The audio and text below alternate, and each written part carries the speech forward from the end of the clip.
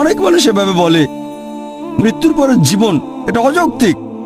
অনেকে পরকালের জীবনে বিশ্বাস করে না, সর্বশক্তিমান আল্লাহকেও বিশ্বাস করে না। তাকে যুক্তি দিয়ে বোঝাবো কিভাবে?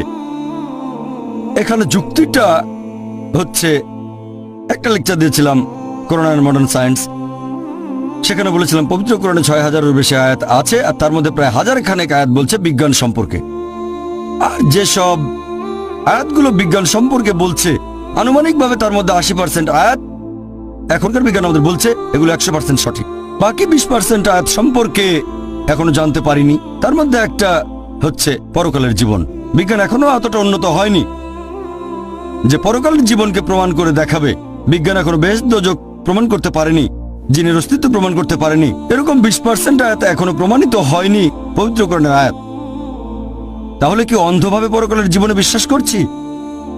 এখন একজন মানুষকে এই পরকালের জীবন সম্পর্কে কিভাবে বোঝাতে পারি?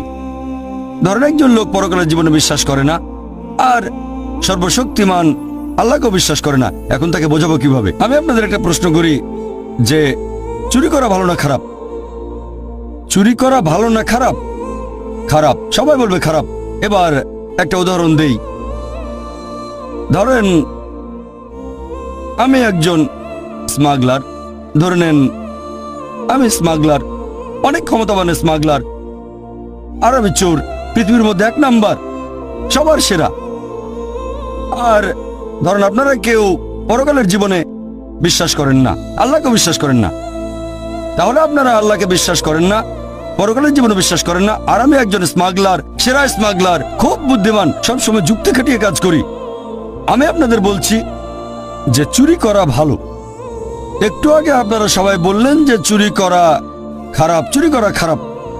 এখন আমাকে অন্তত একটা বৈজ্ঞানিক কারণ দেখান যে চুরি করা খারাপ কেন, তাহলে আমি চুরি করা বন্ধ করব।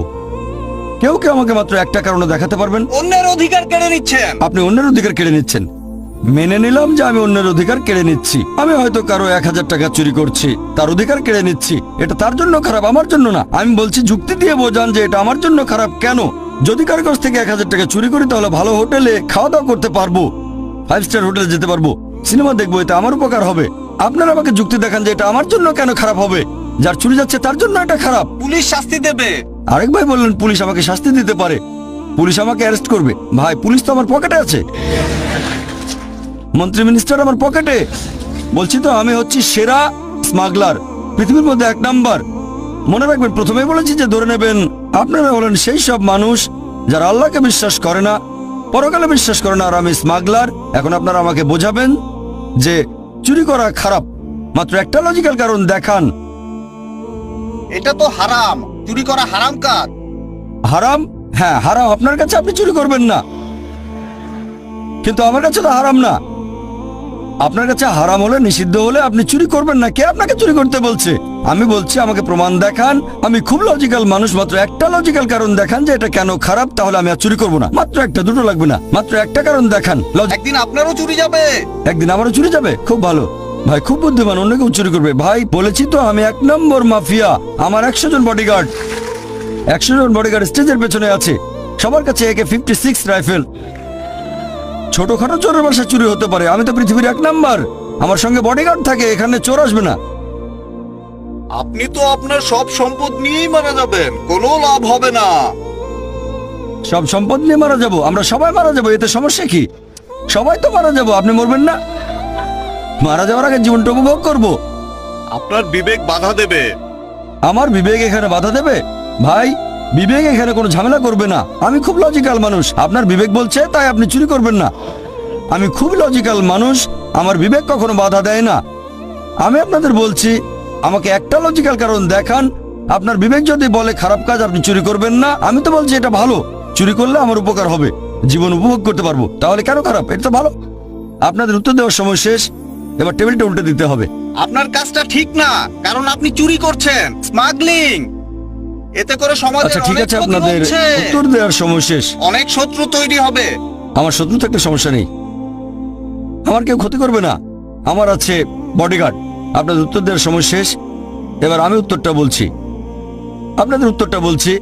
আমি আগে বলেছিলাম এটা একটা উদাহরণ। ধরেন একজন লোক আপনার কাছে এসে জিজ্ঞেস করলো যে কিভাবে প্রমাণ করবেন ইসলামিক শরিয়া নিখুঁত?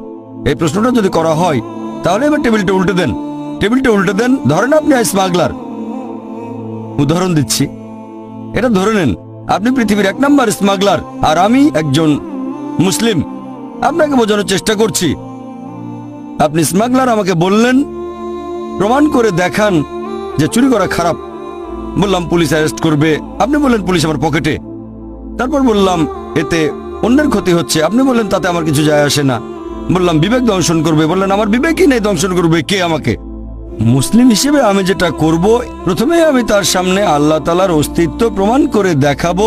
এটা করেছি একটা লেকচারে, is the Quran God's word. এখন যদি কেউ এই লেকচারটা is the Quran God's word খোলা মন নিয়ে দেখেন, তাহলে আপনিও মানবেন যে সবচেয়ে ক্ষমতাবান আল্লাহ সুবহানাহু ওয়া তাআলা, সর্বশক্তিমান ঈশ্বর। প্রমাণ করব পবিত্র কোরআন আর বিজ্ঞান দিয়ে। 1 নম্বর পয়েন্ট। 2 নম্বর পয়েন্ট, সে তখন বলবে আচ্ছা আমি মেনে নিলাম যে ঈশ্বর সর্বশক্তিমান। এখন সে প্রশ্ন করবে ঈশ্বর যদি এমন মহান হন তাহলে শাস্তি দিচ্ছেন না কেন? এটা আবার কোন ধরনের সুবিচার? আল্লাহ পবিত্র কোরআনে বলেছেন, সূরা নিসা অধ্যায় নম্বর 4 আয়াত নম্বর 40, আল্লাহ সুবহানাহু ওয়া তাআলা কারো প্রতি অনুপরিমাণও জুলুম করেন না, তবে কেউ চায় না নিজের প্রতি অবিচার হোক। একজন লোক অন্য কারো মা বা স্ত্রীকে ধর্ষণ করলো, তাকে মৃত্যুদণ্ড দিলে আপনারা বলবেন বর্বর আইন। অবিচার যদি হয় আপনার সাথে, তখন বুঝতে পারবেন যে সুবিচার করতে হবে।